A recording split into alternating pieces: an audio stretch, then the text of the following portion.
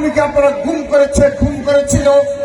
আমাদেরকে কোনো সভা সমাবেশ করতে দেওয়া হয়নি।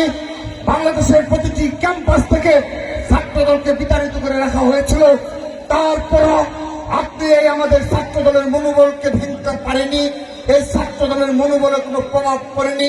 বারবার অবৈধ নির্বাচন করার পরও বিএনপি সামান্যতম ক্ষতি করতে পারেনি খুনি হাসিনা।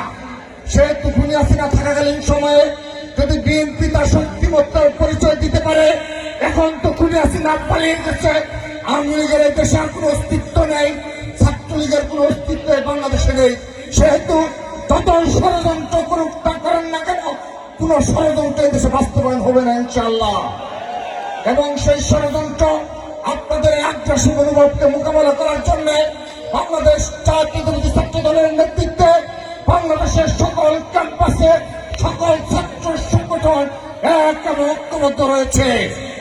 আমরা স্পষ্ট বার্তা দিচ্ছি, যদি এই খুনি হাসিনার কোন ষড়যন্ত্র আবার লিপ্ত হয় এবং ভারতে আবার কোন উগ্রবাদী সংগঠন বাংলাদেশের পতাকা অবমান করে দুঃসাহস দেখায়, আমরা সমুচিত জবাব দেব এবং আমরা সে ধরনের সে ভাষায় কথা বলবো।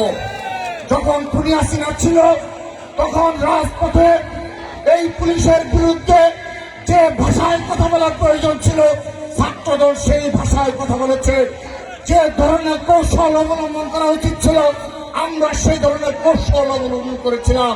সেহেতু এখন ভারতের যে ধরনের প্রতিক্রিয়া হবে, আমরা সে ধরনের প্রতিক্রিয়া দেখাবো।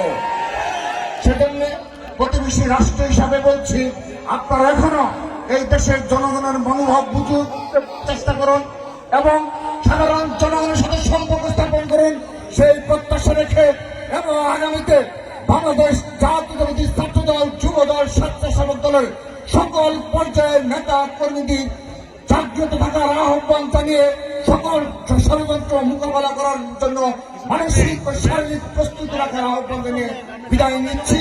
বাংলাদেশ জিন্দাবাদ, বাংলাদেশ জাতীয়তাবাদী ছাত্রদল জিন্দাবাদ।